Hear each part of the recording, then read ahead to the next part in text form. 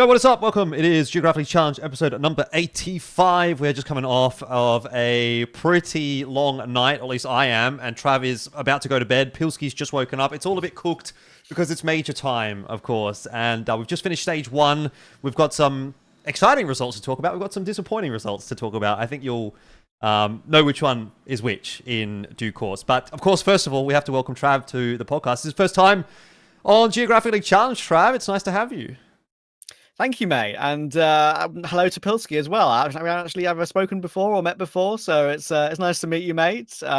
Dropping in here, and yeah, we've obviously been covering a lot of the major and doing our co-streams and stuff. So yeah, I mean, it's better time than any. I was caught up today with a bit of crossfire work, but I had it on the second monitor the whole way. Couldn't ignore it. Yeah, and my picks hung on to. I think me and Jordan had opposite picks in the last game with FlyQuest and Tyloo. So yeah. I needed Tyloo. He needed FlyQuest. I got through. He didn't. So a bit of a heartbreaker, but we'll get into that, I'm sure. Jordan is known for his incorrect opinions, so that sounds about right to me. Yeah, I got 4 out of 5. I got fucked by Wildcard and FlyQuest on the final day, but it's all good. Look, before we go too far into the whole talk, we do need to give a quick shout out to SkinClub. Of course, they're doing their Pick'em challenge as well. If you're interested in doing some Pick'ems, you should probably get involved over there because you can win yourself some prizes. It's $20,000 worth of prizes over on SkinClub where you can compete against me. You can compete against a bunch of other content creators, talent, influencers, etc. Players. I think there's some players in there as well, or ex-players, I suppose, doing the Pick'ems over there on SkinClub. So make sure you go check them out. The best Pick'emer gets themselves a Dragon Lore. I think you can still go and sign up even if you missed stage one and have a bit of a crack in there. So there will be a link in the description. And of course, again, thanks to SkinClub for supporting Geographically Challenged. Let's talk about the major. Let's talk about stage one. I don't know where you guys want to start necessarily with this one. I thought let's just go from each region, I guess, in a way, maybe, and we can kind of dive through there. It also incidentally means that we do get to start off with our 3 and 0s for the stage one results being Heroic getting the 3-0. No surprises there at all. Bait getting the 3-0. I don't know that that was a massive surprise necessarily. I think a lot of people were predicting Bait. They were one of the more, I guess, favored 3-0 picks. So it's not a massive surprise necessarily to see them going through. Actually, I don't even think I ended up watching any of the Bait games, but I did watch Heroic, and they looked fucking amazing in this stage. They really did look like they were a cut above, which is no surprises at all with regard to them. So I think they're even a good shout going into stage 2. But yeah, I think as far as the 3-0s are concerned, look, I'm a little bit disappointed. Obviously, I went for Tyloo as my 3-0 pick, but realistically speaking, I don't think there's any like massive major knockout surprises here in the 3-0 category. Yeah, I mostly agree with that. I think like Heroic are definitely a team where I feel like they are like on the borderline of not even really belonging in this stage and doing pretty decent work at some international events, being a very promising kind of EU mixed roster. And I think Bait has been thereabouts. Like these CIS mixed teams, like in the past, always seem to do well, like in the major. So I think for Bait as well, you're seeing a lot of the CIS teams actually do really, really well in this stage, particularly. So I think that's kind of the most interesting thing that kind of stands out to me. Yeah, and yeah, I'm just really happy for Bait in general, right? Because the storyline for that org for so long was so near but yet so far at major qualifiers, right? Getting like 2-0, 2-1 in previous majors with different rosters. They finally made it with that incredible, Alex clutch against Astralis to actually make the major at all. And now they're proving why they deserve to be here. I was very worried about them in this stage. I picked them 3-1, 3-2, so unfortunately didn't get a point for them. But I was worried because I just know historically solid online, but LAN, there are question marks. And we saw that especially at, I think it was the Mesa Mnemonic Masters, right? It's very up and down results there. So, yeah, I'm very happy for them. I don't know if I'm going to pick them next stage, but they're proving what we've all hoped we wanted to see from this team. MPL, fragging in-game leader, lots of firepower with him. Headtrick's doing really well.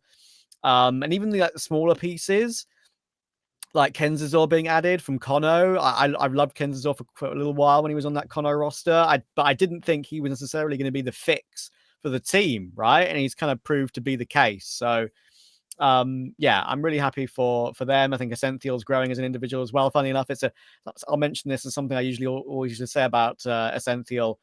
I used to call him like the Ukrainian Mzinho because it was kind of, he took like the kind of same path in his career of he joined Bait. It was actually his first ever professional team, I believe, essentially, and his only professional team. And he played those really, really bad roles at the beginning of his run on the team. And he was awful. Like, he was dropping 0.7s all the time in online matches. But he's grown, he's understood his role, and like in the same sort of breadth as Mzinho, he's flourishing now as a professional at a higher level. Yeah, I mean, look, I don't know that there's so much necessarily to dive into for Bait and Heroic, or at least I don't think it's as interesting to me personally, talking about those two teams, because I think most people, again, like I said, kind of expected them to do well. And I'll throw another team in that category as well with BetBoom. I think a lot of people looked at that and said, BetBoom, a lot of experience on this roster. You got Boomich, who many would have maybe even argued was potentially the most experienced or the best IGL in this stage, what have you. They've gone 3-1. So again, I think, look, we don't necessarily need to really dive too deep into that. I think most of these teams kind of like upholding their end of the bargain in a sense. But on the other side of the coin, and this is where we dive a little bit deeper into EU in general. Is this all EU teams made it through? Oh, Metizport missed out. Metizport was the only one that missed out. But OG and Nemiga, I think most were kind of looking at that and going, I'm not too sure necessarily that they're going to do too well. I think, there was a lot of people that were looking at OG in particular and saying, bit of an up and down run. Their form's not been so great. Nemiga was a bit of a question mark as well in some people's minds. And yet both of them also having really, really strong runs coming through in the major. I thought, again, like in particular, I got to watch more of the OG games actually than any of these other EU guys. And I thought they looked kind of insane, actually. Nikodos was on point. Fiku was looking great. Fiku, I don't know if you were there when I was talking about this in the co-stream tribe, but to me he seems a bit like budget Dick Stacey, just from not from a gameplay perspective or anything like that, but like literally from the way that he looks. Like he's got that same haircut, he's got the same head shape, he's got this like sort of like little shit eating grin, kind of like smirk type vibe going on. So I was like, it's like Dick Stacey's back, But just in general, I thought OG actually looked really, really good. And their run actually, was against some pretty good teams, right? Like they play, in theory, Complexity, who we know actually didn't end up doing too well. Bait, they lost to. They beat Tyloo, who we now know, did actually manage to go through as well. NRG, I thought, were actually in pretty good form as well at this stage. They didn't ultimately end up making it on through, but I thought NRG looked like a bit of a scarier roster. So I think a bit of respect for me for OG that I don't think most people were necessarily expecting them to perform this well. And I would throw Nemiga into that conversation as well. The 2-0 over FlyQuest that they were able to get, for me, is probably where obviously FlyQuest really started their massive downward trend, and that like really started to kind of like throw their stage into oblivion basically. But I thought overall, both OG and Nemiga, positive surprises as far as I was concerned.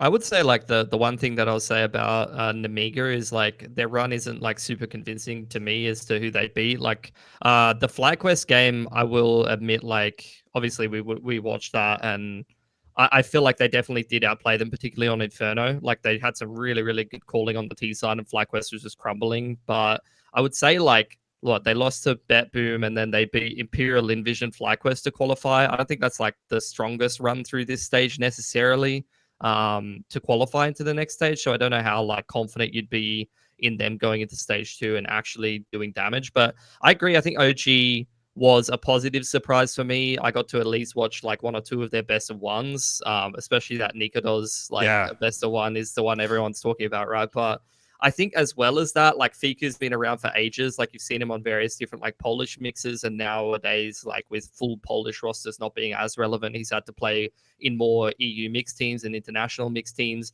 as well as some of these guys that you've seen come up through like various Danish academy squads and things like that. It's like it really shows you like the potential of the pipeline of like just various EU academy teams or tier 2 EU teams to be able to put together just a random, it's almost like a random assortment of like, European players that can still do well enough to make it to the next stage in the major. Yeah, actually, thinking about it now, it wasn't Tyloo who saved my pick on the final day. It was probably OG and Nemiga as well, because I picked both of them, and that's one of the big contributing factors to it. I've been a big enjoyer of OG for a little while. They have up and down moments, so they're not like entirely consistent. But I think Crizzen is the truth as an in-game leader, without a shadow of a doubt for me. I mean, I think he's got something serious going there. So young, of course, and doing such great work already. It's funny how Nikodos seems to be the like fix for so many of these like random teams or like lower tier teams to actually make good work happen at a major, like, playoffs with Copenhagen Flames, playoffs with a weird mishmash Fnatic team with like Fasha and everyone back in Rio.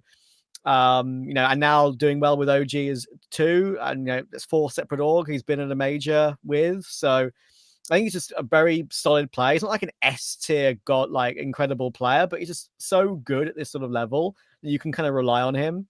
And yeah, I think the other pieces of the team, like even Buzz and Fiku, are like doing pretty well as a sort of duo as well. As for Namiga, I think they are a team that I've liked for a really long time. It was a bit too early with my Namiga and Bait predictions. I was lucky enough to be on an HLTV confirmed episode where I predicted them to make the major for Shanghai back then, and I was a major too early. That's funnily enough, Namiga actually came in a major too soon. Came into the second major for this major on worse form, I should say, than the Shanghai major. They had much better form before the Shanghai major. They've had a lot worse form going into this one, but they made it, and they're looking really good. And Leah, I think, is an in-game leader as well. Like, he's loud and in your face, and I feel like, especially in that FlyQuest game, the power and sort of pure energy from Namiga, from him and his players, was one of the main things that hurt FlyQuest in general, right? I feel like FlyQuest sort of went out with a whimper, and we'll obviously get into that. But Namiga, I got something about them. There's a way it's kind of carrying them. I get that, which is why I think that he probably get picked up by someone. I've heard rumors flying around the Russian scene that maybe it could be a Leah's way move to VP to finally revitalize them in a leadership and firepower situation. But who knows? I think right now they're a great sort of unit, and Box as a coach, been around that org for such a long time, deserves some big credit as well. Well, I mean, that's all the big positives gone. Now we get into the more spicy discussions, I suppose. Where do you guys want to go? Do you want to go to NA first or Asia? Which way? Or do you want to say something about Metizport before we move on from Europe? I don't think there's much to say. Metizport, very bad. Lumi, bad. Plopsky and Hampus, not good enough online, or like their form pre-major was pretty bad. I think this was kind of expected. I had them as a possible 0-3, but I choked picking it because I'm a moron. So Sweden washed as fuck. There you go. All right, Pilski, then NA or Asia? Where are we going? What does the fox say? My dog is pretty upset at how NA did in this. Acceptable response. Yeah, I got to see what that's all about. NA Disasterclass. That's what I'm going to call this one. Actually, it was pretty rough. I mean, especially I think the biggest fallout or the biggest surprise, really, I think, of the whole stage to me is probably Complexity. I think Complexity looked a lot worse than I expected. I think a lot worse than most people expected. They were, I would say, probably, again, the front runner for a 3-0 pick behind Heroic. Even despite the fact that there was obviously some people that were predicting that because Holzerk was, they thought Holzerk was playing or they forgot that he wasn't playing. But even the fact that Holzerk was not there, I think people still looked at Complexity and said, and this was me as well, I sort of looked at them and said, look, there's enough talent on this roster to be a team that's going to be able to go through, even just off the back of maybe someone like Grim. And fuck, man, that guy tried. He did try his best, but there was just not enough in this roster. They looked flat. I don't think Junior had a particularly great outing, as unfortunate as it is to kind of like, I don't really think he was the problem per se. I mean, he was a problem. He was part of the problem, but he wasn't the problem, if that makes sense. But, you're always going to look at that and say, well, where would things have been different with Holzerk? I think definitely they would have. Grim was, the shining light in the darkness, really, for Complexity here. He was fucking trying, pulling them kicking and screaming through some of these maps. The train against Tyloo, where he dropped, I think he dropped 30 or close to 30. He was the only guy that was really doing anything on that map, and you could just see the way that he was playing. Like, he was really trying to force things. He was taking some risky, pushes, and he was, I think, playing in a more forward style than what you would ordinarily want to. He was forcing things because he just knew that he had to do something, but it still wasn't enough. So, feel a bit bad for Grim, but yeah, Complexity just absolutely bombed it, unfortunately. Wildcard, again, they started well. This was similar to FlyQuest. They both start 2-0 in the BO1s, just absolutely get rolled in the BO3s. The game that they played today against Legacy, they didn't even look in the conversation at all. It was really, really tough viewing for Wildcard.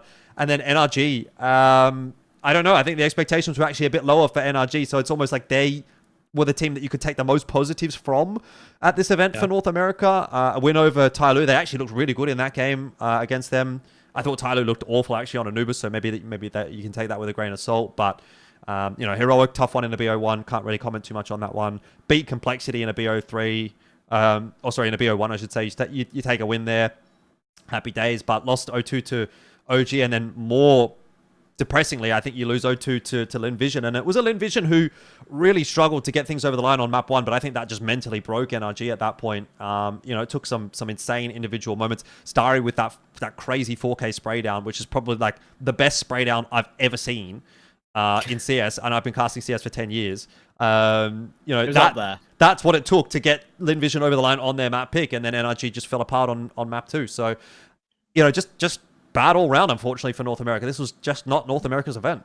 Yeah, I'm sure a lot of people have the same sentiment, but I feel bad for Cole because of the stand-in situation. At the same time, though, like, you would have thought the form that they brought into some of the recent like tournaments and playing a lot of S-tier tournaments before this, that they would have still been able to maybe scrape their way through this stage, but they looked like without Hallzerk, are just completely different team, unfortunately. I'd agree with you about NRG, like expectation to performance-wise, they probably did better than people might have expected. And I think it's a little sad to see Wildcard kind of crumble, but that's like what a major does to teams. I mean, we'll talk about that later for some of like our teams, like FlyQuest, for example, and things like that. But yeah, like the major pressure can really be something different and really turn you into a completely different team. And I think for Wildcard, it's a bit sad because I feel like they're always a team that like surpasses expectations for the most part. Yeah, I mean, I think the tough thing for Cole, I took the gamble on them for a 3-0 because I was like, listen, I've got one confident 3-0 in Heroic. I'm going to take the gamble on the other. I obviously knew about the Hallzerk situation, but like, the system was actually looking good, especially in that PGL event. Like, was Astana right? Like, it actually looked good. And it looked like you could rely on the riflers, the rifling core, rather than just Hallzerk. But I underestimated what an integral part he was. Even though Hallzerk wasn't exactly hard carrying every game for Cole, I kind of underestimated what an integral part he was. For Wildcard, I feel that they're on the edge of imploding, and maybe now they now have imploded, sadly. Like, I mean, we've seen, I think if any of you have read Sonic's interview on HLTV, that kind of tells the tale. Like, it's a really bad read about the mood in the camp. Like, I think they're destined for changes. And obviously, there was rumors about that beforehand, which is one of the main sort of storylines of the interview with Sonic. So, it's a rough one for them. I picked them to make it. I thought this was a level where they could get through. I think Stan's still a great in-game leader, but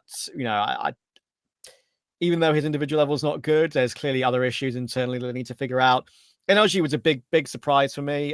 I had seen nothing from them that convinced me at all. I actually picked them 0-3. Kind of idiotic, obviously, looking back on it, considering I was saying in my own video that I think Metizport are going to go 0-3, and I didn't bloody pick it. But there we are. But I'm actually more impressed with NRG than any of them. They might have all got eliminated, but like, I think NRG actually just were respectable and had some okay results. They looked good. That George bloke, fucking hell, he was hitting some nice shots. Yeah, he's good. And the thing is, NA are going to be really down on this major. But I think there are caveats that give them an out for like every single one. Wildcard roster rumor changes, complexity visa issues. NRG weren't expected to make it anyway, but actually look good. So I think there are positives and there are silver linings to every single one if I'm to be really kind, Yeah, that George guy's been cooking in NA for quite a while. Like, I remember, especially in the NA scene and like some of the qualifiers and like ESEA and stuff like that, people were like, this guy's the next big thing for quite a while. So yeah, it's good to see some better maps for him in a major stage. Yep. Yeah. All right. Look, I guess we get to the point which most of you guys have been waiting for, the Asia discussion, and some of this will be really good. Some of this will be pretty bad. Let's kick it off with Chinggis, I guess. Look, I actually think positive result for Chinggis, to be frank. Like, I think most people looked at them as being a 0-3 team. I definitely had them as a 0-3 team. I didn't think that they were going to get anything done, certainly not in a best of 3. If they were going to do it, I would have said, BO1, maybe they can get themselves like a cheeky upset like that game against Legacy, maybe they can do something there. They were that kind of team in the MRQ that we watched Pilski, where, like Controls could have a good map, or Coolers could have a good map, and that could be enough to get them through a BO1, but I didn't think it would be enough to get them through a BO3. But it turns out that apparently Brazil is just worse than Mongolia, so we'll take that. We'll take that win. Fluxo in the bin, 2-1 Chinggis. And again, largely off the back of Controls and cooler. So I think, again, overperformance from what the expectations were for Chinggis. They even were able to push Lynn Vision pretty close. That 2-1 really come down to the wire in that final map. And like, there's a world there where Chinggis was all of a sudden a 2-2 team fighting for a spot in stage 2, which would have just been absolutely nuts. I don't know who they would have ended up placing against in terms of that 2-2 matchup. But like, at that point, it's like, well, you know, maybe you're against a FlyQuest who's just like capitulating, or maybe you're against, you know, who knows, like this wild card that didn't look very good on the final day. Like, there was a world. There was definitely a world. So, you know, I guess apologies to the Chinggis Warriors for doubting them, although they didn't go and do anything too outrageous. I think they still at least were the fuck your pick'ems guys this time around. I really, you know, respect it, I suppose, coming in and at least doing something. Yeah, I mean, we've seen them play some international teams in like Mongolian tournaments before, right? And at least here, like the only team that really like would be a team that you could kind of cut your teeth on, I would say, would probably be Heroic, where they had a pretty similar result to what they've had against Heroic at some of the other like regional events that they've played. I think Heroic was playing in Mesa or one of those. Then they play like Legacy and Fluxo, and then Lynn Vision. And I think the Lynn Vision one, you take that one with a grain of salt as well, because that's a domestic matchup and they're very used to playing these kind of teams. So I honestly think Chinggis is the kind of team that's going to perform better against some of the domestic teams, even if they're not necessarily going to have the same potential to do damage against international teams. Not that Lynn Vision necessarily does. So look, good win over Fluxo. We've been saying Controls is a certified noob basher for quite a while, so I guess Fluxo is a bunch of noobs, to be honest. That's how that works.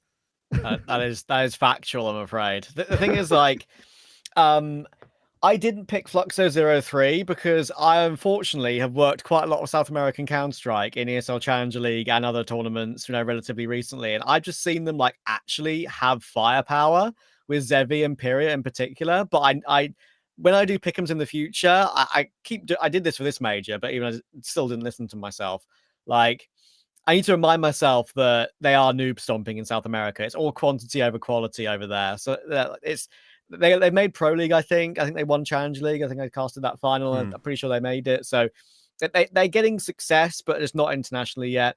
And for Chinggis, I think if they not picked them 0-3 and they'd gone 0-3, I wouldn't have been able to forgive myself. But it just so happens that, you know, now they've been added to the history books, the annals of history of a team that everyone thinks is going to go 0-3, but is, as Jordan says, is the fuck your pick'em. Asia doesn't go 0-3 apparently. Like, I was saying that go 0-3 all major last major, and then Rare Adam, you know, managed to get that and fuck everyone's pick'ems except for mine because I didn't pick them 0-3. But I picked fucking Chinggis this time, and they didn't go 0-3. So joke's on me, eggs on my face. Yeah. Like, it's funny. They've definitely got something about them, but I do think they're a team. I mean, I think it might have been Lucy on Twitter or something who made the joke when it was Chinggis versus Lynn Vision. It was like, you know, ECL Asia lower bracket final matchup or something like that. Like, are they going to do this again in the future? Probably not. It's their one shining light, maybe. Some of the individuals have got something about them. I've covered Cool quite a lot historically, but yeah, obviously he's great. But I just think they've got their money. They can now be happy and say, look, we didn't embarrass ourselves. Yep. We went 1-3, and we can move on and work harder and maybe some regional tournaments. That's why even I was a little bit concerned about picking them 0-3. They were never like an absolute lock for me because of the Asia argument that you mentioned. Obviously, they never go 0-3. Also, the fact they beat Saw at that Mesa Nomadic tournament. So, listen, I understand Saw are pretty mid, but it's a win against an international opponent. So, yeah, I think like Chinggis have that same kind of thing that I would say a lot of the CIS teams used to have in the major, which is just like some of the young mixes of like players that just grind all the time.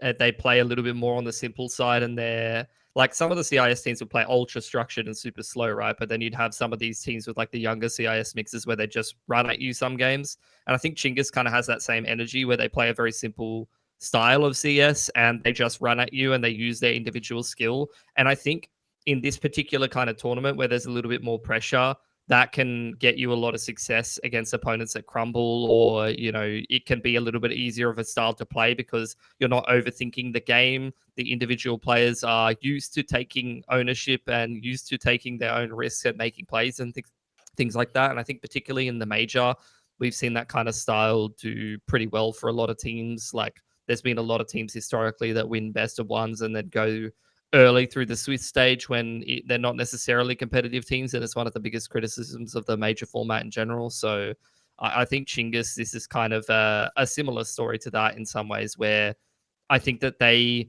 can have upset potential against international opponents, or even do better in this kind of tournament specifically because they have that kind of style. When I think they have good individual players, as I do with a lot of the Mongolian teams, but I think they have pretty like simplistic game style and pretty weak macro, and I think that is their biggest like limiting factor at the end of the day. Yeah. Look, they're a bit of a goofy team. I think you just have to kind of look at the matches that they played, and you look at, in particular, that Lynn Vision Chinggis match, and I think that was probably, by all accounts, maybe the worst game of the stage. Like, just in terms of the quality of the play. The thing, like, that's the thing. That is what Chinggis does to these games, though. Yeah, like, that's it. If a game has Chinggis in it, it's usually a bad game. That's like, what I'm sorry saying. to say. Like, That's they what are I'm legit, saying. like, for me, they're like a fool's gold team where like you'll see them online and they'll farm, or you'll see like one good game from one of their individual players and you're like, this fucking team is sick. Like they're going to go far. It's like, no, guys, they're not. Like they're not a good team. That to me maybe was I'm why... a hater. I guess I'm a Mongolian hater. No, and I know most of the people that watch this podcast are Mongolian, so they're probably not happy with my opinion. But I do not rate them. Like I've been casting Asia CS for 10 years. There's been teams that I'm excited about because they're firepower heavy. There's teams that I'm excited about because they have good structure. I think Chinggis is like just kind of like a B team, you know, like they have some decent plays or some decent structure. They have some decent firepower, but they're not good enough on either end of the spectrum to Let's be real. Like any good like internationally. We would have just rather seen Atox here if they weren't just fucking match fixers. Like, you know what I mean? Like, I don't know. Atox here for Asia would have been like, fuck, that's Pog. Like, you know, Lynn Vision, Tyloo, FlyQuest, wouldn't have beat Atox. Heroic, but Atox definitely could have beaten Legacy and Lynn Vision, and in my Fluxo. opinion. Yeah. I think that's very fair. Yeah. Anyway, fuck you, match fixers, dogs. I thought we got that all out scene. in the last episode. Oh, but that just pisses me off, man. It just pisses me off. Anyway, whatever. Good news. Let's start with good news, and then we'll go and talk about FlyQuest. Let's talk about Lynn Vision and Tyloo. Two Asia teams make it out of Stage 1 into Stage 2. Now, for those that are wondering, there's been a lot of conversation about this. Everyone's like, oh, does this mean we get an extra slot, blah, blah, blah. I'm not going to 100% lock it in because I don't know 100%, but I'm 99% sure that this does not get an extra slot for Asia. I believe the teams would have to make it to Stage 3 to secure another slot. If you get a Stage 3 slot, if you get into Stage 3, you get a slot for Stage 2. If you get into playoffs, you get a slot for Stage 3. And at this point, obviously Mongols are in Stage 3, so we get the extra slot for Stage 2, but that would be still where Mongols are at this point in time. So we'd have to see either Lynn Vision or Tyloo, sorry, I just read Legacy on the screen. Lynn Vision or Tyloo make it through to Stage 3 to get a slot extra for Stage 2. Otherwise, we still get the same spread of slots in Stage 1 because that is just the way it works at this point. Anyway, hopefully that's right. Maybe it's wrong. Anyway, it doesn't matter. We've got two teams through to Stage 2. I think that's pretty cool. Lynn Vision and Tyloo, I think both actually played some pretty good CS at this event. They also played some pretty bad CS. Particularly Tyloo looked absolutely atrocious in that game against NRG at Anubis. I don't know if you guys saw. I just did a video for SkinClub on their channel about the next up-and-coming Asian team being Tyloo. And I was like, oh, these guys are so good. Like, they'll be the next Mongols, and these are my reasons. And that literally released, like, just after that NRG game. And I was like, fucking hell, I made a mistake. I'm looking like the biggest fucking idiot. Because they looked horrific in that game. But then they came in, played Metizport, won that game easily. Lost to OG, but look, you know, you can't really complain. Tyloo, 2-0 against Complexity. That was a pretty clean victory in the end. The 2-1 against FlyQuest as well ended up being quite clean. From their perspective, I thought actually Tyloo looked really, really good in those two games. I think they looked pretty good in the game against Complexity. There was, you know, maybe like strings of like 5 or 6 rounds where they were kind of off, but for the most part they were on, and that was the same thing against FlyQuest. They were like a little bit off on that first map, but then map 2 and 3 they absolutely destroyed them. So that was kind of like more what I expected to see from Tyloo. Obviously I had them as a 3-0 pick. Now they didn't do that, but I think you saw what you wanted to get out of this Tyloo in a sense in some instances, where it was like, you know, that Tyloo that is playing right now on my screen is the Tyloo that, look, in another world, if they would have showed up to every game like that, potentially could have gone 3-0, for example. That's what I felt like. So going into Stage 3, I think they're still probably our or stage 2, I should say. They're probably still our best hope of making it through to stage 3. But in saying that, Lynn Vision also had some cracker moments. They looked really, really good against NRG in at least the second map today. They struggled in the first map, I will have to say, but they did get it over the line. They were very messy in that game against Chinggis Warriors. But again, like Lynn Vision always been this kind of up and down team. They haven't been super great historically speaking on LAN, so it's kind of nice to see them actually getting them out of this stage. Obviously, fantastic for the Chinese region as well. We know that there's a lot of fans in there that are really hoping to see something out of their teams, and I think you can't be mad about what Lynn Vision and Tyloo have shown up and done at this event.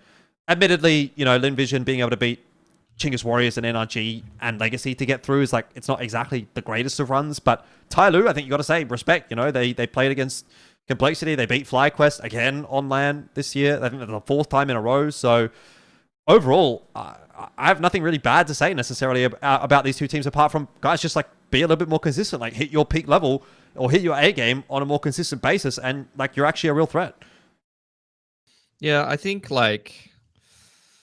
for Tyloo, you did see some of that inconsistency where they're getting rocked in some of the best of ones, but they at least did play a lot of the stronger teams in this stage, I would say. So the fact that they still make it through is good. The Cole game was the big test for me, and those are the kind of games that are make or break for Tyloo, where you almost expect them to lose, but I think definitely the stand-in factor helps Tyloo get that win across the line. And then we just finished watching the FlyQuest game where they did go down 0-1 in the first map, and I feel like that was classic pressure getting to FlyQuest. But at the end of the day, as a team like Tyloo, you can only beat the team that's in front of you. So you can say that their run is somewhat questionable because FlyQuest really crumbled against them and Cole's playing with a stand-in. But at the end of the day, 2 PO3 wins against teams of that caliber to get into the major is still good enough and more promising run than some of the other teams, I would say. So I think that's good. And I would say that I totally agree. Tyloo, they're a known quantity at this point. They're one of the most promising cores in Asia. And they just have so many solid players. Even Attacker, I've this super big question mark that he was coming back into the team. I'm what the fuck are they doing? And he is actually kind of delivering. So I think it's a super solid team all around. I think they had some good rounds and some good dubs, but I still think that there's a bit of an asterisk on the qualification due to how their opponents looked in the games and the stand-in factor for Cole. So we'll have to see what they could do in the next stage, I guess. Yeah, I mean, Tyloo saved my pick'em in the end. I mean, it was nerve-wracking. The thing is, I went into the stage feeling like I could actually trust in Tyloo, properly, for the first time in one of these major stages, and almost went awry. I will definitely say that. But in the end, they got the result done, and I'm very happy for them because of that. There's a team. I mean, I'm fully on board the train now. I mean, I've covered a lot of Asia in the past as well, in ESL Challenge League and whatever, but there's never been a team for me other than this Tyloo that make you simultaneously as happy as I am frustrated and almost worried whenever you watch them. But when they're on that flow state form, like we saw on map 2 and 3 against FlyQuest, they are just genuinely terrifying. You mentioned it to me on the co-stream. CT Inferno, they're insane at because G is just insane at it, apparently. That's just such a brilliant level on that map. Inferno was one of the main maps which they did such great work on at Pro League, obviously. And I just love them overall. I think Mercury, they obviously shoved the in-game leader role around so many different players, and even Jamyoung did it at one point, and now Mazair did it. Now, of course, Mercury's doing it. Almost feels like it shouldn't work, but it is. If you look at this team and at a glance, not necessarily knowing the role, you say, "Oh, Attacker's been around for a while. Maybe he's the in-game leader." But nope, that's not the case, and he's doing incredible work, like you've mentioned. What I love about this Tyloo when it comes to their results is that when they were in that 1-2 situation, they actually just they seem to really lock in. They had some bad mistakes against Cole, I get it, but they won that game, and that was a very dangerous one, even though they should have won it considering the Cole situation. They still made it look comfortable in the end. Obviously, after map, when they seem to have these poor T-side Infernos and then lock in on CT, like I said, against FlyQuest, but that wasn't enough to recover against FlyQuest, but it obviously was against Complexity. I'm so tempted to pick them for the next stage, to go through one more stage, based take. because This there's guy's logic geographically here. challenged. He gets it. There's logic here. They're coming in so warm off of this stage, right? Like, teams are coming in cold going into stage 2. Tyloo have had to play every single match possible to get through, and they're immediately got a draw against M80, which is incredibly winnable to get off to a 1-0 start. Yeah. So, like, historically, that logic of taking the team that's warm, at least like for the opening few matches, that might get them a better draw over the course of the stage, that is one thought process that actually has worked for me historically. So I'm still haven't decided yet, but I'm seriously considering it. Well, you've because convinced so me. many of the teams in stage 2 are wishy-washy right now. VP, 3D Max, Yeah, Pain. Like, where are they? Like, who knows? So that's why I'm tempted. Yep. 100%. I'm on board.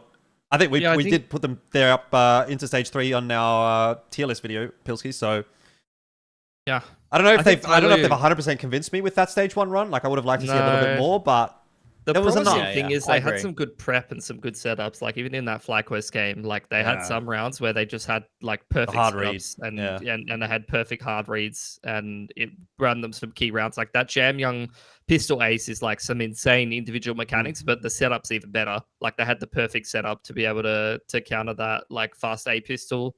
For Lynn Vision, definitely feeling like less confident. I think the Furia draw as well, they just got like fisted by Furia in Dallas. So I don't know how confident I'm feeling about them in the next stage, but it's good that they qualified, because they're a team that like you don't even know if they're going to fucking qualify for the major when you had Rare Adam and Tyloo in the China qualifiers. So honestly, they've already kind of surpassed expectations for me. Like, they're a team that I would have put them out in this stage. Agree. So the 100%. fact that they've moved on is like already a win for them. Yep. Yeah, look, I mean, Starry at least was kind of coming back a little bit. You know, we've been kind of down on Starry lately. He had an okay run here in stage 1. It wasn't exactly just the Zaka hard carry for Lynn Vision. In fact, Amelia, we haven't talked about Amelia, but Amelia deserves a shout out. That guy was fucking cracked in stage 1 here for Lynn Vision. Obviously, he's pulled out one of the biggest highlights of the tournament, which is kind of crazy considering you've got G on the other side doing the interview for Tyloo. But Amelia's interview, by the way, if you didn't see it, was kind of funny as well. And he also stood on a table. So that was pretty cool too. So yeah, Amelia, he's aura farming a little bit. I like that for Lynn Vision. I like that for Tyloo. I like that for Asia. I think these two teams, you know, they can do good next stage. Are they going to make it to stage 3? Probably not. But, you know, we can hope at least, which is kind of like something more than what we've had in the past. And now all the good stuff is talked about, and we have to talk about FlyQuest. Pilski and I don't want to talk about this. We've talked about it probably 1,000 times, the same exact thing. We're going to say it again. So Trav, please give us your thoughts on FlyQuest before Pilski and I cry a river for the viewers. Oh, man. I mean, everyone's been talking about the stats, haven't they? Like, haven't won a BO3 since at 2019. a major since 2019. Like, was it Starlight of Berlin or whatever? Like, there's just some mental block in there somewhere. I actually didn't pick them to make it through the stage at all. And that was actually something that I've got right, that I'm surprised I've got right, because I felt like that was actually quite a big omission. You know, picking the Miga over them, for example, I think is something that maybe would have surprised many people. But internationally, they've been having so many poor results. I mean, like, Inz is an in-game leader. While he's done it in the past, has not convinced me at all. You know, they're struggling to really find competitive results at all. Sure, they're playing tough opponents, but still. And like, I'm a big Regali enjoyer. I've loved him since Copenhagen Flames, maybe even slightly before that. I think he does great work, but when it gets to the real crunch moments, he kind of falls off and goes a bit quiet. And that's unfortunately kind of exactly the same issue that he had on OG for a little while, especially T side. CT was okay, but T side, he can be a bit quiet. I think he's their main X factor, alongside, you know, Netic and Vexite, obviously. But again, like, the conversation kind of has to go to Liaz, and, you know, you look at the stats for the major; they are not pretty, and it's the same logic as Isaac on Metizport, right? Like, they're both respectable players in the sense that they play tough roles and play as a good teammate, but you reach the point where it's not tenable anymore to have that player go 7-16 in every important game. Like, obviously there's so much we could talk about, possibility of JKS joining or whatever, or something to maybe revitalize them in that sense. But there are things that aren't really tenable long term for FlyQuest. I like the team, but it's just another story of disappointment. And I think, considering I'm sure you two have gone pretty hard on them previously, I'm not going to go as hard, and I'm going to let you take the reins again on that one. But it is just another failure. And sure, it's success with stickers. You get the money, you get the cash injection. But if you look at the Namiga game, for example, that was a game that was very obvious to me that they just didn't have the it factor. They didn't have the true passion, and without going too far into the meme, they didn't have the passion and the aggression like Namiga had, right? Like Namiga, obviously Khan is very hit and miss, but he played amazingly. Risky Bob is super reliable. Zway didn't even like Giga pop off in that game to get Namiga that win, and when he has done kind of previously. So it was actually just a comfortable win for Namiga. FlyQuest probably looked at that series and said to themselves, if we're losing to Namiga, which should be an opponent which is looking at where we've been and where Namiga have been up and down in Tier 2 EU, we should be beating or at least taking them to a close map 3. Wasn't the case. And the collapse on Inferno, not one of a few collapses on Inferno, obviously, for FlyQuest in this tournament, is another sad reality to have to watch. Yeah, it was painful viewing. I stayed up all night to watch that game. I'm now running on, I don't know how many hours, probably 20 hours. Games start at 1 a.m. for us. I stayed up from 1 a.m., watched the fucking Lynn Vision game. That was pretty exciting. Watched the absolute pisslow game that was Wildcard and Legacy, basically half AFK doing... I was making the podcast thumbnail for this episode while I was watching that game because it was just like, this game's not worth watching. And this whole time, I was like, we're going to watch a banger game between Tyloo and FlyQuest. And the first map, it was a fucking banger. I was like, holy shit, this is it. We're finally getting what we wanted. FlyQuest are looking sick. But did we not say, while we were watching that game, this is exactly the same script as what we always get from FlyQuest. They come in, they look amazing. They look like so good for a game, for a map, or for a half, or something like you're like, these guys could not possibly lose. And then you just know in the back of your mind, there's this capitulation coming. And I was thinking, surely not this time. Like, they're looking really good here. And then it's like 0-9 on Mirage or something like that. And it's like, fucking hell. I was amazed. Like, it's happening again, man. Like, it's just... I'd resigned myself. And I saw that scoreline, and I was like, wait. It's over. There's a you chance kind of see for it, and you're Tyloo? like, it's over at that point. Yeah. I don't know, man. Like, we said it all before. Like, I don't want to go too hard on it because it's like, as I was saying on the coach room, it's like, can you reasonably expect more out of this team? If this is the level that's been hit for the last 4 or 5 years, whatever, are our expectations probably too high? Maybe. I mean, Regali's fucking awesome. He's great. He's been having some awesome games for these guys. Vexite in this event, like, he looked sick in some maps, and then in some other maps he was kind of a little bit missing. Nedic definitely had his moments as well. And look, yeah, you can talk about Liaz and Inns as well. Inns dropping off, but like, there's enough there. Like, there's definitely enough there in this roster. Like, when you see these guys playing to their best, to their level, that's a team that you're like, that team could have gone 3-0. Like, in the games where they've won and they've looked really, really good, FlyQuest genuinely look like they could be that team. But the problem is, it only comes for like one map or one half in a series. Like, and then they have this mental block or this mental boom, or I don't even know what it is. Is it even a mental thing, or is it just, I don't know what? They didn't even look like they were in the server in those last 2 maps against Tyloo. And it's like, that's inconceivable, isn't it? We know that you're better than that. We know. Yeah. Like, we've seen it. I've literally watched it. Yeah, I mean... What's going on? I don't know. It's a mental issue, and I think it's an issue with T-side as well. T-side is a problem, for sure. Honestly, like, I don't think... Like, they need to rethink how they're doing the calling or get a different IGL. Like, honestly...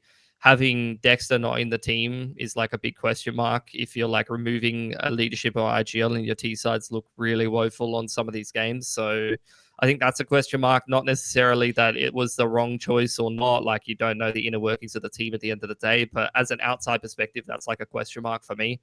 I think at the end of the day, like, it's a big mental issue, but there also isn't really much excuse when you, like I say, I literally hold them up and compare them directly with Tyloo, because you've got almost as much talent in both of these cores. They're both from smaller geographical regions. You've got a former player made the coach in both of these teams, but Tyloo seems to be getting better results and doing better than FlyQuest is able to do. And FlyQuest has just been such an underwhelming core in terms of international results for so long, and then every now and then they have a promising result. But I think just the main thing that's disappointing is like, a lot of the time for me, like fans are always have the same sentiment of this team, which is like, oh my God, yeah, the boys, like we're going to do well this time. It's like the same narrative every time.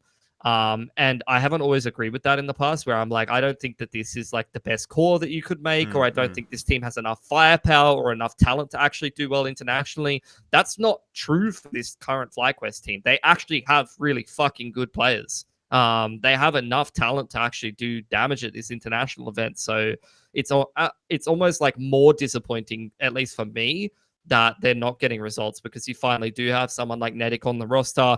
Both Nedic and Vexite can hard carry you a game and have like their ceiling is like as good as like a tier 1 rifler in international CS as far as I'm concerned. But you know, they're too inconsistent, or they don't hit it, or they're not set up well enough for success to be able to make that happen. So yeah, I think it's just a bit, it's disappointing.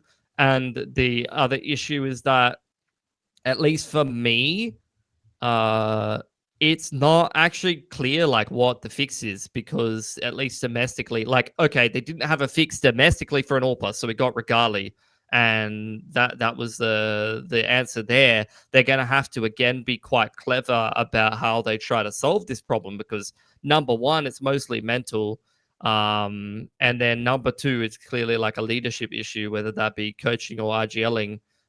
So, you know, the only clear solution to me, like from an objective perspective, is like, oh, like maybe, like, you know, you would try to give Dexter another go in the team, but at the same time, like even some of those disappointing results and disappointing performances, like it's been shown that doesn't work. So I don't think that's even necessarily going to be a fix. And yeah, I think it's just rough. Yeah, I don't know. I'm like looking at the scores here, and I'm looking at the results, and it's like, you know, the Namiga lost 0-2, but it's close. You know, it's 13-11, it's 13-9. I mean, even the heroic game, like I think you know there was some pretty decent stuff shown by FlyQuest in that game. They got blasted obviously by Tyloo in map 2 and 3, but like. You again, like I keep going back to, like, you can see it. You can see it when you see it, when you watch it, and you see them playing well. You're like, fucking hell, this team's good. Yeah, so I just think they're playing assertively, and it's also their greatest weakness. It's like exactly how they lost to Namiga. Is like Namiga was playing so fucking assertive on Inferno, and they like literally were just getting rolled by like fast B hits and things like that. It's like they, in the pressure game, don't play the way that they do when they're being successful. Yeah, like that's honestly the truth. Like in the BO1 wins, they're so assertive. The fucking aggressive riflers are popping off, are multi-fragging, are having impact and finding entries. And then when the pressure's on, they don't win those same duels. Like, they look like they're almost going through the motions, and they have woeful T-sides. So much. Yeah, I don't know. I just look at those and I'm like, it's just, we're just having such a different conversation if they just. You know, if it clicks on the day in this game against Namiga or against Heroic or against Tyloo, you know, like everything that we're saying right now, it's like it's just washed away by a 3-1 result, for example. And they're not that far away from a 3-1 result. Like they're like literally like only a few rounds difference. You know what I mean? Yeah. And to say that it's not possible, to say that they couldn't do that with this core, with this roster, it's like that just seems like a hard sell to me. Like I really feel, and I'm the same, you know, on the same train of thought as you, Pilski. It's like, this team is good enough to do that. There's just something just not hitting, but it just keeps not hitting. That's the problem. It's like, how long can you keep going with that conversation? The story of those teams in the past was literally like, well, our team is kind of shit, but we've got one good player. You know, like that used to be O's teams. Now it's like, fuck, bro, we've got like three good players. Like we've got such a fucking sick rifling core between Vexite, Nedic, and Inns, and like we're always doing worse. We are doing worse than we used to do. Whatever. Anyway, let's talk stage 2.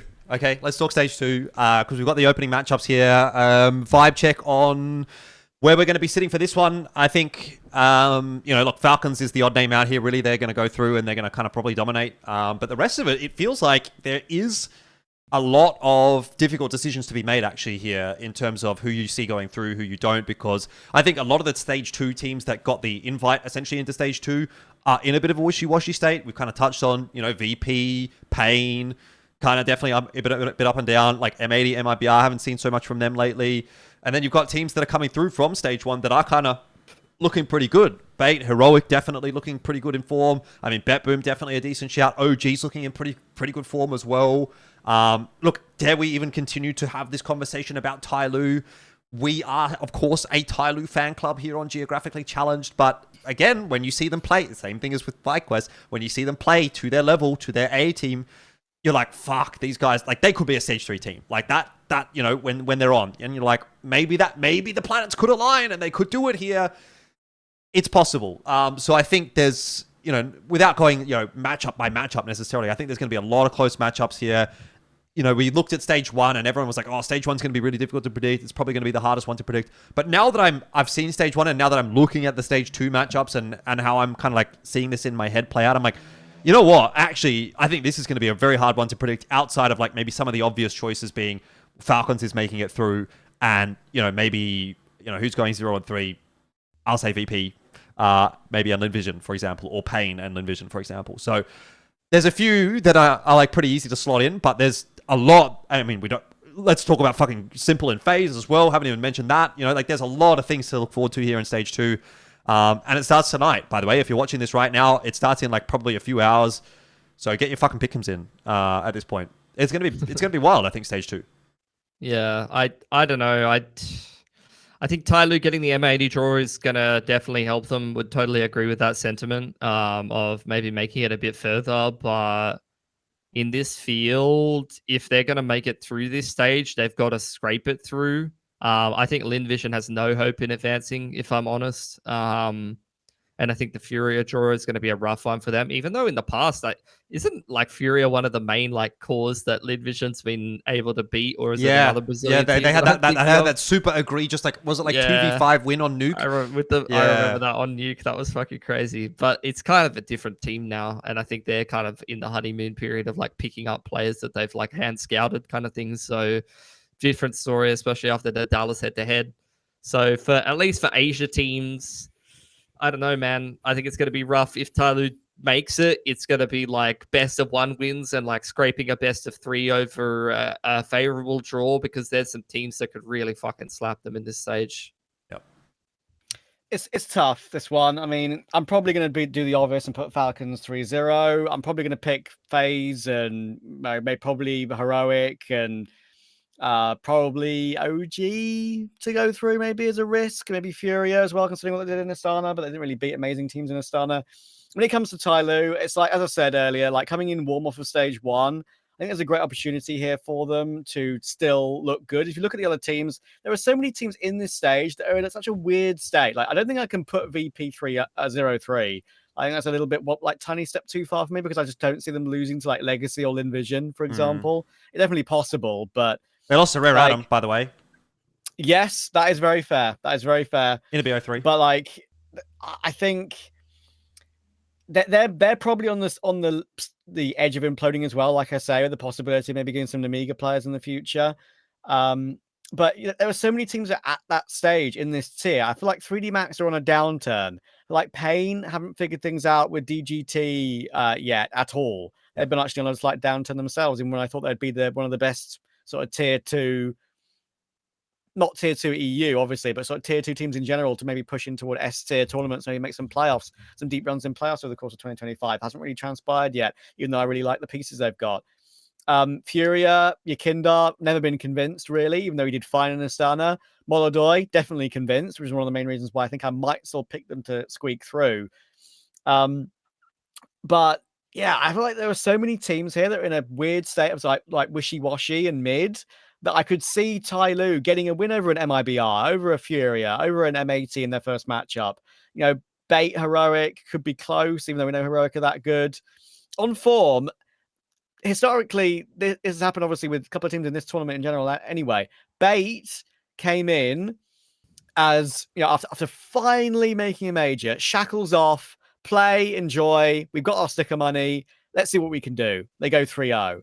Tyloo have now made it through stage 1, and that I feel like they could feel the same. Clearly, you know, they're on top of the world. G's interviews, you know, always huge quality.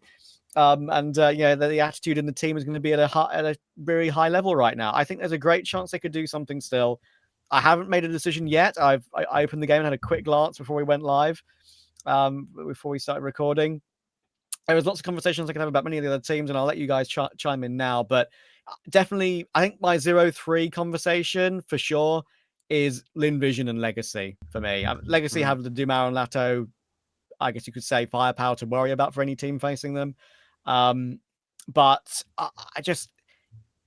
I can't in my right mind see one of the teams already in stage 2 from the VRS invites going 0-3. But knowing that they're coming in cold, knowing they're on rough form, I think it could actually, there could be a possibility, but it's like a selection of 4 or 5 that could. Yeah. I think like, I don't know. I don't have like I said before, I don't know what you think, Jordan, but I just don't have a lot of faith in like the Asia teams. I think that there's some really big like European heavy hitters in this stage that I expect to do really well. Like I think, you know, you have your obvious standouts like FaZe Falcons that are going to be going through, Heroic should be going through. And then you have some teams that like have shown really good form coming in through the other stage, with something Trav touched on as well. It's like, you know, Bait are probably going to be feeling pretty good coming off the last stage, even if they have a really rough opening round draw.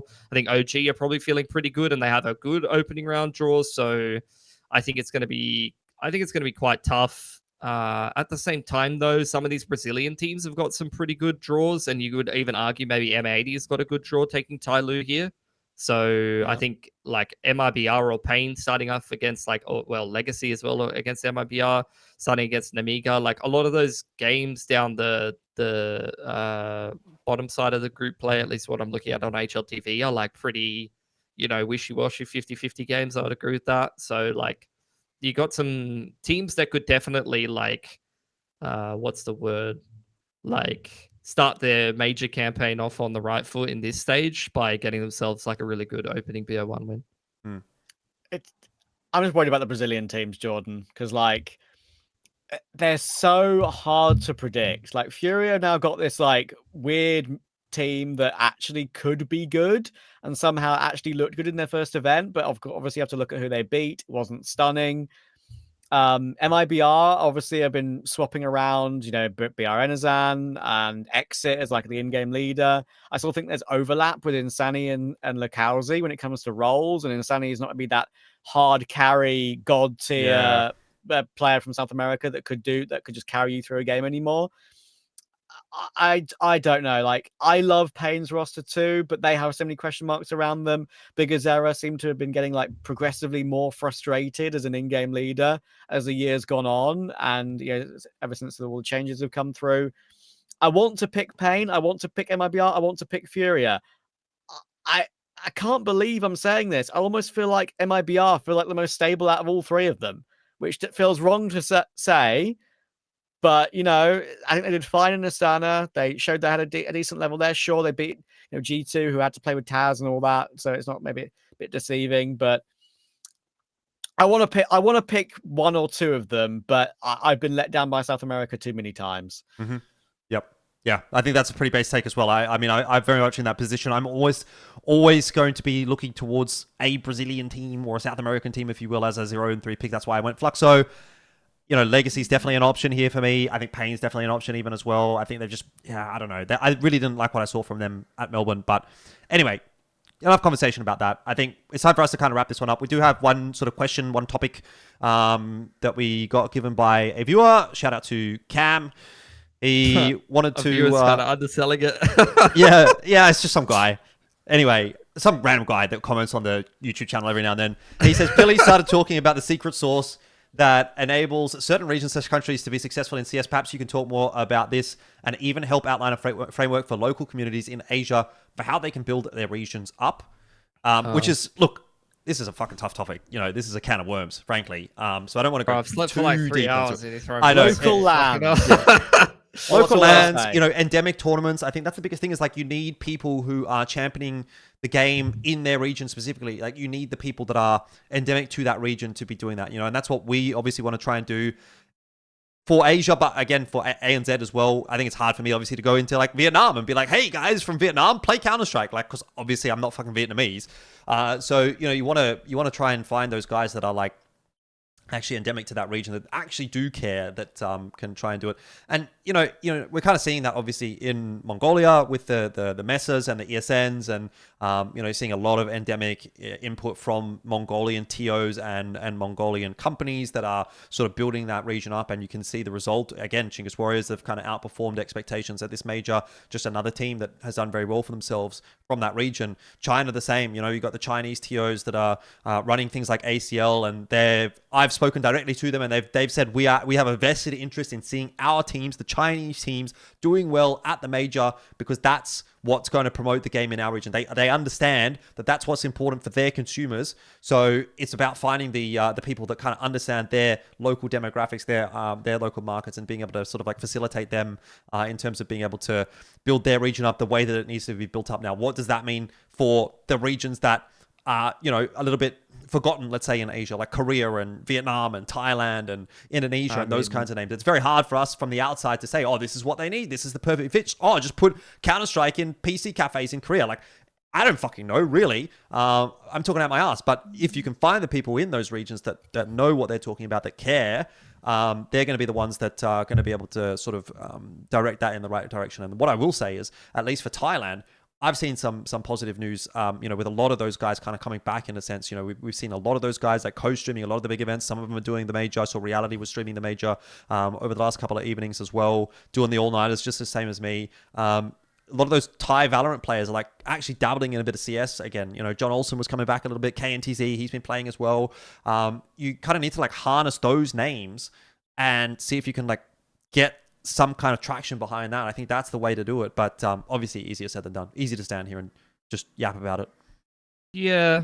I mean, to touch on that specifically, I would say the reason behind that is because the tier 2 ecosystem in Valorant was looking initially promising, and then franchising has really made things difficult. And that's coming even from first-hand perspective of like coaching like a regional team that was trying to qualify into the franchising league. It's just such a rough system, and I think that's why people are looking for other options at this point, although that might be subject to change soon.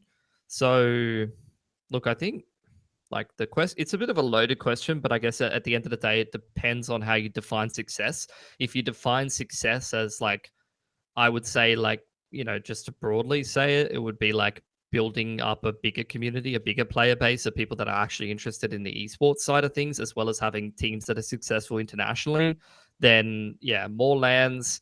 You need people, as you said, championing the local ecosystem and actually running local tournaments. I think that we had a move away from localization and having you know, regional tournament operators running certain like national leagues to like this global ecosystem of like, we will have like more of a global perspective and abandon like supporting these smaller regions. And that's been a net negative for like local scene. I think that's pretty like well proven out at this point.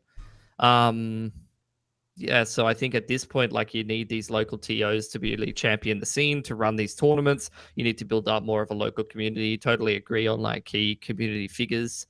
And I think that like specifically to talking about right now, you kind of mentioned, Jordan, with these people that are kind of dabbling, there's that really clearly shows the interest there. And the reason why the interest is there is you've lost so many of these geographical regions to Valorant because they've done a better job and had a better offering than CS ever had, which was never particularly good in the first place, and never had particularly good support, especially for specific countries or regions.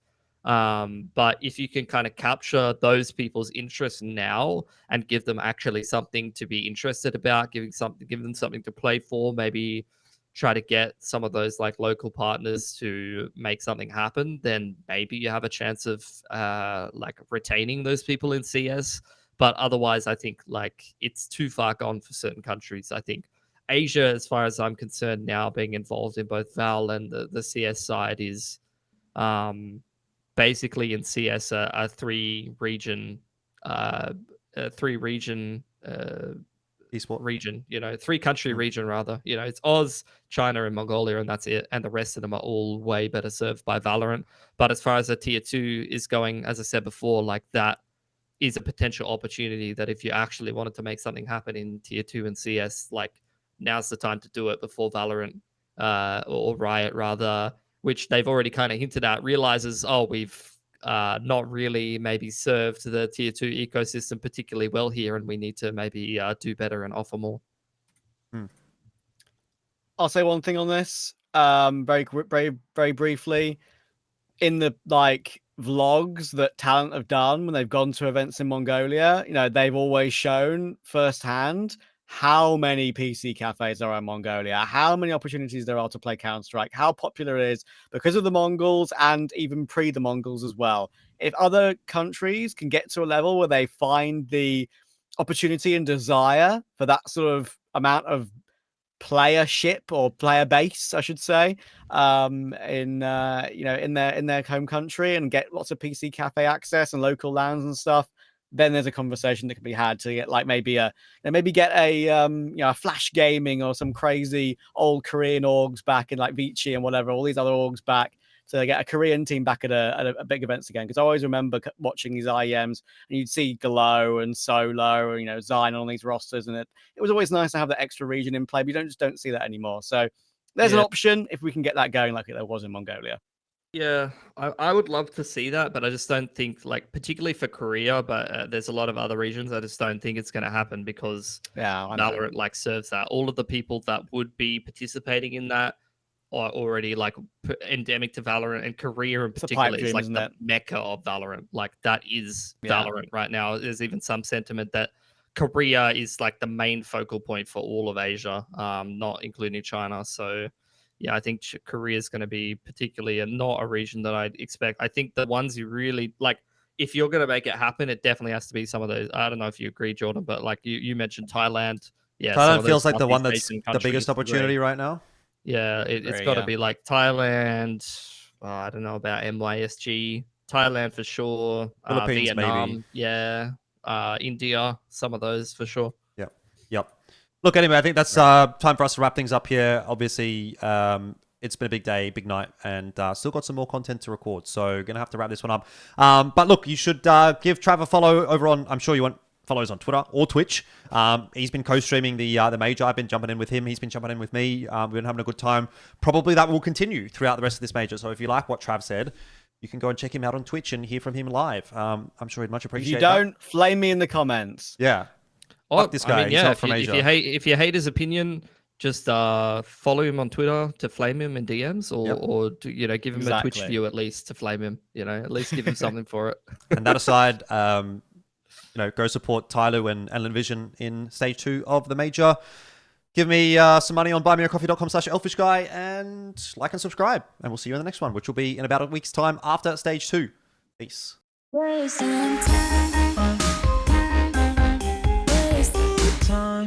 Hey guys, just at the end of that video and heading into 2025, I want to give a massive shout out to Jean, who has been a big supporter of mine on buymeacoffee.com/Elfishguy. She's been a member for over 12 months. And if you'd be interested in supporting my content and getting this content grind going, then head over there as well and check it out. Thank you very much.